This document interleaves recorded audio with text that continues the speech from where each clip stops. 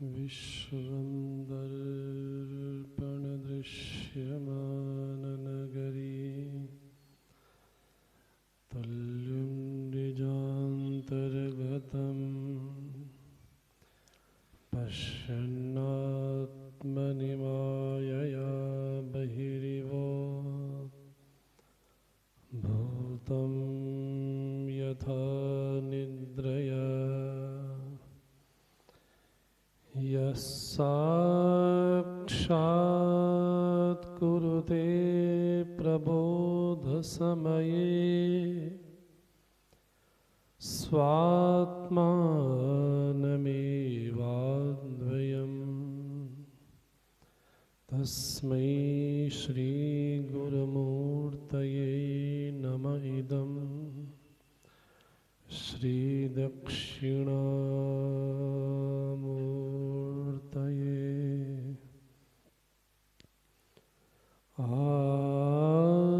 ब्रह्माण्डपिपीलकान्ततनभृत्सजम्भमानास्फुटम्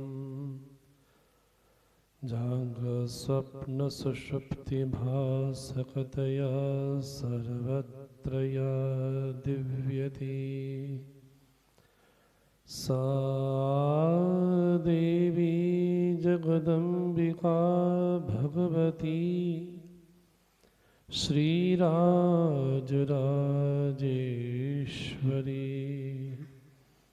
श्रीविद्या करुणानिधि शुभकरी भूयात् सदा श्रेयसे मूकं करोति वाचालं पङ्गुं लङ्घयते गिरिं यत्कृपातमहं वन्दे परमानन्दमाधवम् परमानन्दमाधवम्।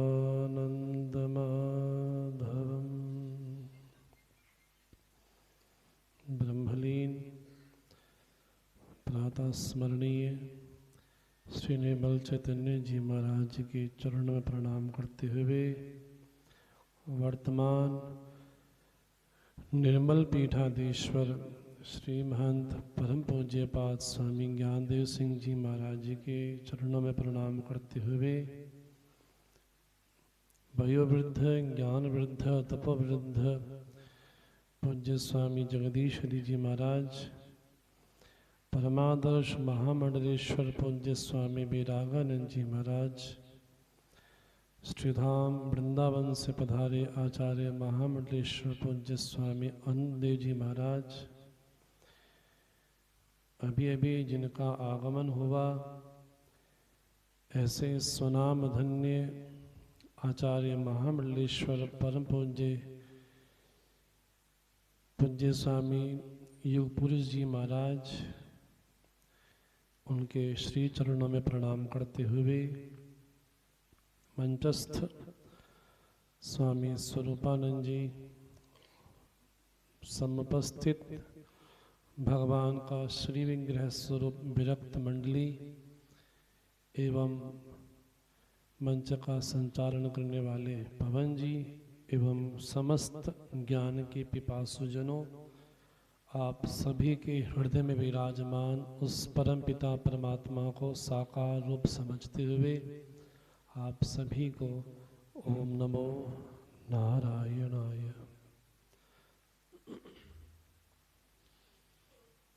भगवान श्री कृष्ण की वाणी का अनुसरण करते हुए पिछले कई दिनों से इस श्लोक के माध्यम से चर्चा हो रही है। अनित्यम असुखम लोकम इमं प्राप्य भजस्व माम, माम भजस्व, मेरा भजन करो, ऐसा भगवान का हम सभी लोगों के लिए आदेश है। माम भजस्व, मेरा भजन करो। अब ये हमारे ऊपर है कि हम भगवान को क्या मानते हैं। जब भगवान ये कहते हैं कि माम भजस्व, मेरा भजन करो, तो हम जो भी भगवान को समझेंगे वैसा हमारा भजन होगा। भगवान के विषय में जैसी हमारे मन में समझ होगी, जैसा हमने सुना सुनाया अपने मन में भगवान का चित्र बनाया है, उसी के अनुसार भगवान का भजन भी होगा। कहीं कथा में गए, कहीं भागवत श्रवण किया, कहीं राम कथा श्रवण की, पुराणों को श्रवण किया, गुरुओं के चरणों में बैठ कर के भगवान के बारे में सुना। सुनते तो सभी हैं, लेकिन सबकी समझ में फर्क होता है। जितने यहाँ पर लोग बैठे हैं सब श्रवण तो कर रहे हैं, सब सुन तो रहे हैं। सुनना एक बात है, लेकिन मैं अपनी समझ के अनुसार मैं उस विषय को कैसा समझता हूं, ये सबका अलग अलग भाव होगा। भगवान शब्द की अगर व्याख्या करें तो जितने लोग बैठे यहाँ पर सबके मन में भगवान शब्द को लेकर के अलग अलग व्याख्या होगी। कोई भगवान को दयालु समझता होगा, कोई भगवान को कृपालु समझता होगा, कोई भगवान को बड़ा कठोर समझता होगा। स्मरण आता है भगवान श्री राम जब जनकपुर के राजमहल में प्रवेश करते हैं, जितने वहां पर लोग बैठे हैं उन सभी को राम अलग अलग रूपों में दिखाई पड़ते हैं। उस सभा में जो ऋषिगण है उनको यही लगता है कि साक्षात परमात्मा अवतरित हो गया। उस सभा में जो दुष्ट लोग हैं उनको लगता है कि साक्षात यमराज है, यम है, काल रूप है। उस सभा में जितने भक्त जन हैं उनको लगता है कि साक्षात भगवान है।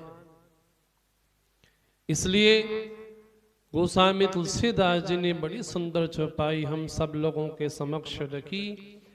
जाकी रही भावना जैसी, प्रभु मूरत देखे तन तैसी।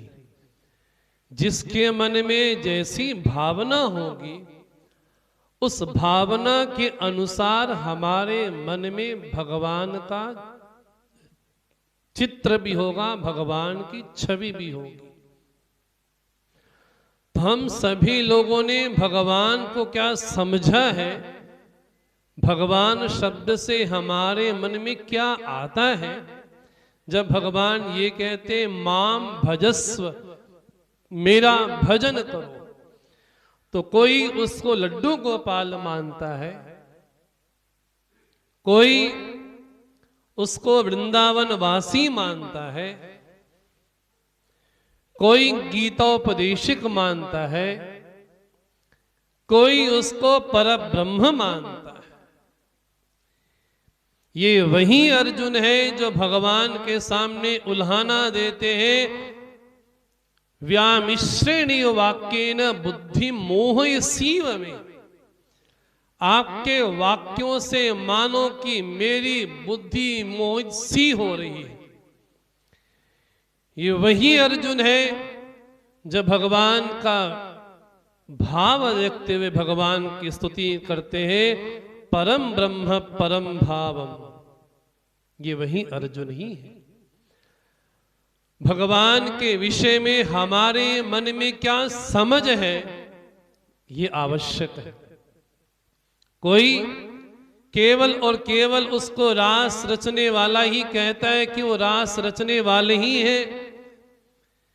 कोई ये कहता है कि केवल मंदिर में ही विराजमान है। भगवान कपिल जब देवहूति माता को बड़ा सुंदर अध्यात्म का उपदेश करते हैं तो तामसिक, राजसिक, सात्विक और निर्गुणी भक्ति की व्याख्या करते हैं।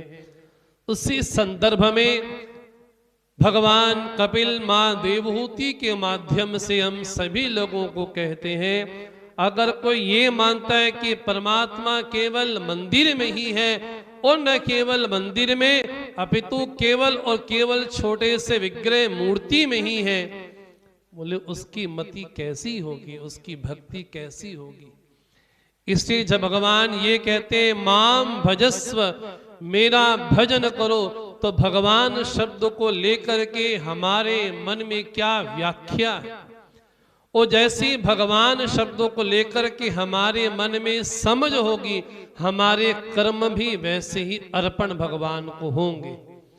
हम केवल यही मान ले कि केवल वो रास रचैया है, तब हमारी भगवान शब्दों को लेकर के व्याख्या अलग हो जाएगी। हम केवल ये मान ले कि भगवान केवल लड्डू गोपाल है, केवल राधा रमण है, केवल बांके बिहारी हैं, गीता उपदेशक ना माने, तो मानो कि हमने भगवान को अभी अधूरा समझा है। स्मरण आता है हमारे चिन्मय मिशन के संस्थापक परम पूज्य स्वामी चिन्मयानंद जी महाराज का स्मरण सुनाया करते थे। बोले एक साधक आया और कहता है कि मैं भगवान में विश्वास नहीं करता, मैं भगवान को नहीं मानता। उसको लगा होगा कि भगवान स्वामी जी बड़े क्रुद्ध होंगे, डांटेंगे, तुम नास्तिक हो, तुम पापी हो। उसने तो यही समझा होगा कि यही कहेंगे। लेकिन पूज्य स्वामी जी ने कहा कि मैं भी भगवान को नहीं मानता। अरे ये कैसी बात कह रहे हो? बोले पहले ये समझ लो कि भगवान शब्दों को लेकर के तुम्हारे मन में क्या समझ है। जिसको तुम भगवान समझते हो शायद वो भगवान हो ही ना, और जिसको हमारे पुराण शास्त्र श्रुति भगवती जिस परमात्मा का उल्लेख करती है उसको तो शायद तुम समझे भी ना हो। इसलिए भागवत हम सभी लोगों के सामने उस परमात्मा की, उस भगवान की, उस ब्रह्म की व्याख्या करते हुए कहती है वो कौन है। तो भागवत कहती है वदन्तीति तद्विदः यज्ञानम अद्वयम ब्रह्मेति परमात्मेति भगवानेति शब्दयते। बोली उसी अद्वैत ज्ञान को कोई ब्रह्म शब्द से कहता है, कोई परमात्मा शब्द से कहता है, तो कोई भगवान शब्द से कहता है। अगर केवल उसको हम सगुण साकार समझते हैं तो हमारी भजन की सारी प्रक्रिया अलग होगी। अगर उसको निर्गुण निराकार समझते हैं तो हमारी भजन की सारी प्रक्रिया ही अलग होगी। अगर उसको केवल सगुण और साकार समझते हैं तो सारी भजन की व्याख्या ही पंच अमृत के द्वारा हो जाएगी। जैसे 5 विकार है काम क्रोध मोह लोभ, उसी तरह से पंच अमृत भी है। क्या? भगवान का नाम, भगवान का रूप, भगवान का गुण, भगवान का धाम। नाम रूप गुण धाम और लीला, इन पंचाश्रयों के द्वारा, इन पंचामृत के द्वारा हम उस माम भजस्व की व्याख्या कर सकते हैं। इसलिए भगवान जब सभी लोगों को सावधान करते हुए कहते हैं क्या? अनित्यम असुखम लोकम इमं प्राप्य भजस्व माम, इस अनित्य असुख लोक को प्राप्त करके मेरा भजन करो। उससे क्या होगा महाराज? प्रातः काल के सत्र में यही आपसे निवेदन किया था कि लोग तो वैसे भी जीते ही हैं, इसमें कौन सी बड़े आश्चर्य की बात हो जाएगी कि भगवान का भजन करें। बहुत लोग नहीं भी करते फिर भी वे तो जीते ही हैं। उनके बारे में भगवती श्रुति कहती है जायस्व म्रियस्व, उनकी केवल एक ही गति है, जन्म लेना और मरना, जन्म लेना और मरना, जन्म लेना और मरना। अगर उस अनित्य सुख की व्याख्या ठीक से हो जाए तो समझना चाहिए कि हमने अपने जीवन में समस्त कर्मों को भगवान के प्रति अर्पित किया है। आज अच्छे कहें या यूं कहें, महापुरुषों के सद्वचनों को सुनने का सौभाग्य भी हम सभी लोगों को प्राप्त होगा। लेकिन थोड़ी एक दो बात कहकर के अपनी वाणी को ये भी विराम दूंगा मैं। भगवान जब ये कहते हैं कि अपने समस्त कर्म मुझे जो अर्पण करता है, समर्पण करता है, उसका क्या फल होता है, तो भगवान गीता के 12 अध्याय में कहते हैं, ये तो सर्वाणि कर्माणि मयि सन्न्यस्य मत्पराः।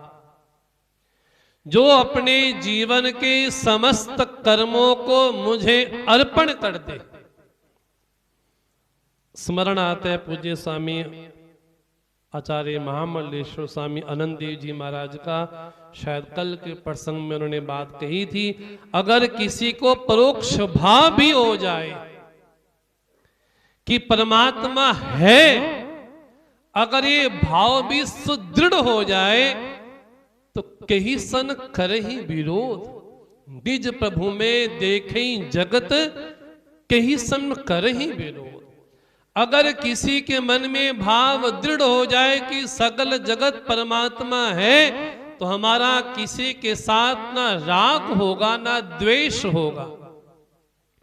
अगर ये मन में भावना दृढ़ हो जाए कि परमात्मा के अलावा और कोई नहीं है, तो सच पूछे जगत में हमारा कोई शत्रु ही नहीं होगा।